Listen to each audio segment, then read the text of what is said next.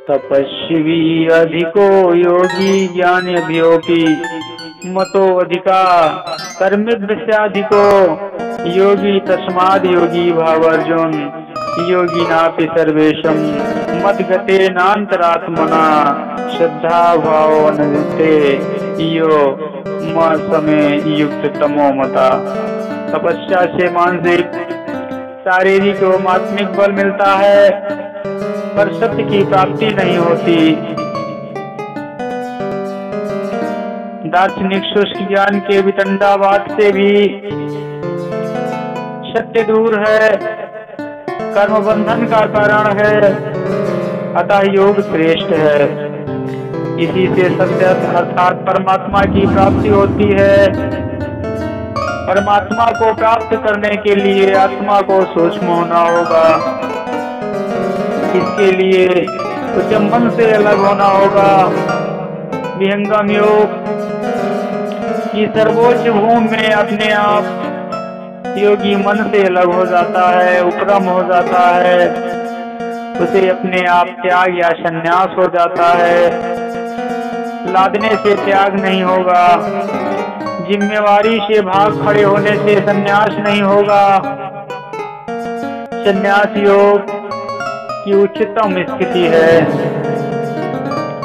वह बच्चों का खिलवाड़ नहीं है। रंग बिरंगे वस्त्रों को पहनकर लोगों को भ्रम में डाला जा सकता है। दाढ़ी जटा बढ़ाकर लोगों को उल्लू भी बनाया जा सकता है। बाल बच्चों को छोड़कर नामधारी संत महात्मा सन्यासी व्रत कहलाया जा सकता है।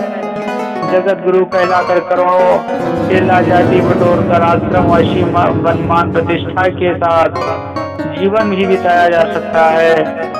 परंतु मन को मारना, आध्यात्मिक शक्तियों का संचय करना, प्रकृति से अनासक्त होना, परमात्मा से युक्त हो जगत का कल्याण करना बिना योग की सर्वोच्च भूमि में आरूढ़ हुए कदापि संभव नहीं है। इसी कारण जगत का कल्याण नहीं हो रहा है। लोग नाम यश कमाने के चक्कर में हैं। संसार को उल्लू बनाकर बनाने में अपना चक्कर में हैं। अपने तो गिर ही रहे हैं, साथ ही विश्व को भी पतन की खाई में ले जा रहे हैं। अतः साधना से उच्चतम स्थिति को प्राप्त करने की कोशिश करना है। पीछे नहीं देखना है। पीछे देखने वाला सदैव गिर जाता है, लौट जाता है, फिर दोबारा चढ़ने की हिम्मत नहीं करता। योगी का घर सैल पर जहाँ तिलहली गए, पाँव न टिके पिपील का तलकन ला देवे। योगाभ्यास में बहुत बड़ा बल छिपा हुआ है।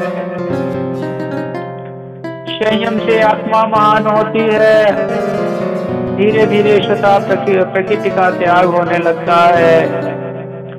अंत में चेतना केवल ब्रह्म सत्ता का अनुभव करने लगती है तथा परब्रह्म की प्राप्ति मानव जीवन की कृतकृत्यता है। मानव का उत्थान धन से पद से या प्राकृतिक उपलब्धियों से नहीं होता, मान्यवर, बल्कि मानव का एक वास्तविक उत्थान ब्रह्म विद्या विहंगम योग की साधना से ही संभव है। विहंगम योग सारे देश संघात से हो जाने की कला है। सर्वदेह को त्याग दो, मध्य में द्वापर नाय, अब अपने मार्ग चलो, जगमग शब्द समाए, जगमग शब्द समाए। प्राकृतिक योग जब तक व्रत यज्ञ और पूजा पाठ से विश्व शांति एवं परम आनंद की प्राप्ति नहीं हो सकती।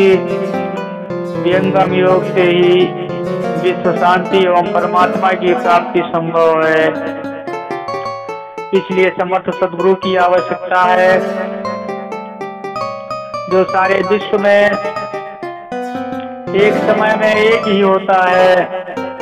ठीक ही इसी प्रकार के बंदी छोड़ सदगुरु द्वारा विहंगम योग की उपासना से आंतरिक शक्ति का जागरण होता है। अतः अध्यात्म के पिपासु लोगों को चाहिए कि सदगुरु शरण में आकर ब्रह्म विद्या विहंगम योग के साधन द्वारा अंतर जगत की विभिन्न घाटियों की यात्रा तय करता हुआ उस एकमात्र विश्व के सभी मान्यों के परम आराध्य परम पिता परमेश्वर चार शब्द निशब्द परम अक्षर परम आनंद महाप्रभु की उपलब्धि करें। इसी में जीवन की सार्थकता है। समय अल्प है और मार्ग भी दूर है। अतः शीघ्र सदगुरु शरण में आवें और अपना जीवन सफल बनावें। स्वामी सदाफल देव जी महाराज ने स्वरवेद में सत्य का वर्णन सदगुरुदेव भगवान द्वारा किया है। स्वरवेद के 5वें मंडल के 5वें अध्याय के 35वें दोहे में सदगुरु को सत्य स्वरूप लिखा गया है, जिसका भाग इस लेख में भी आगे उल्लिखित है। स्वरवेद के प्रथम दोहे में ही परमात्मा को सत्य स्वरूप से संबोधित किया गया है। इस प्रकार यह सिद्ध हुआ है कि सत्य का वर्णन जिसके द्वारा स्वरवेद में उपलब्ध है वह सत्य स्वरूप सदगुरु द्वारा किया गया है। इस लेख के लिखने की प्रेरणा भी सदगुरु द्वारा ही मिली। सदगुरु और प्रेरक भी तो है। स्वरवेद ब्रह्म विद्या के चेतन विज्ञान का एक महान ज्ञान कला तथा व्यवहारिकता का अनुपम सदग्रंथ है।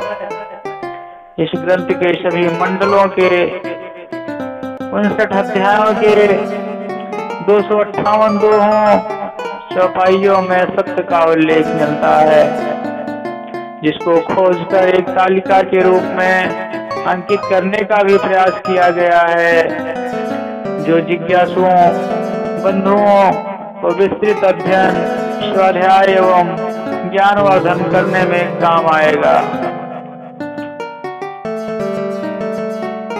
स्वरवेद में सत्य से संबंधित कुछ चयनित मंडलवार दोहों चौपाइयों का भाष्य है।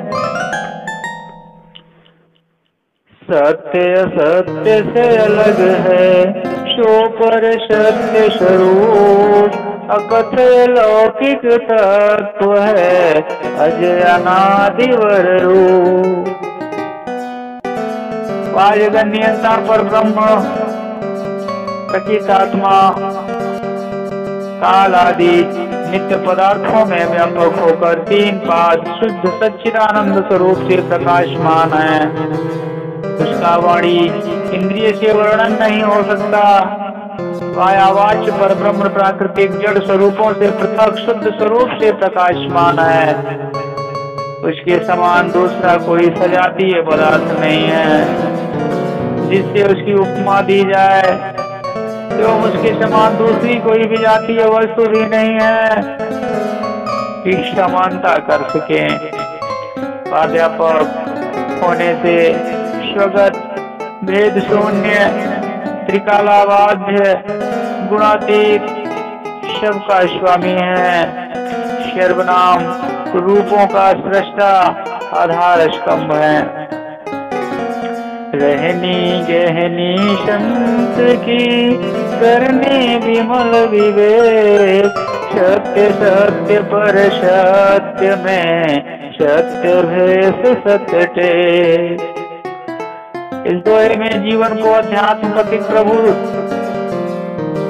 भक्त अनुरागियों को पवित्र होने का उपदेश दिया गया है,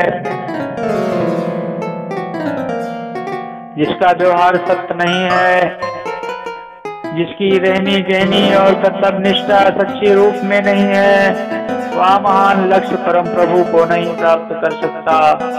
ब्रह्म विद्या के जिज्ञासुओं को अत्यंत आवश्यक है कि सत्य व्यवहार, सत्याचरण, सत्य अनुराग, सच्ची श्रद्धा और सच्ची गुरु भक्ति को धारण कर सत्य स्वरूप परम प्रभु को पाने की चेष्टा करें। वहाँ पर ब्रह्म सत्य है, तब मेरा भी आचरण व्यवहार सभी सत्यमय होना चाहिए। सत्यनिष्ठ के जीवन में आत्मिक बल स्वाभाविक रूप से पाया जाता है। सत्य वह है जो तीनों काल में एक रूप से रहे, जिसका सिद्धांत भी सत्य है। पुरुषार्थ, अभ्यास, कामना रहित सत्यमय है। जिसका व्यवहार आचरण छल कपट प्रवचना से रहित है, वही सच्चा अध्यात्म पथिक अध्यात्म तत्व के सत्य ज्ञान द्वारा जीवन के महान लक्ष्य को प्राप्त करता है।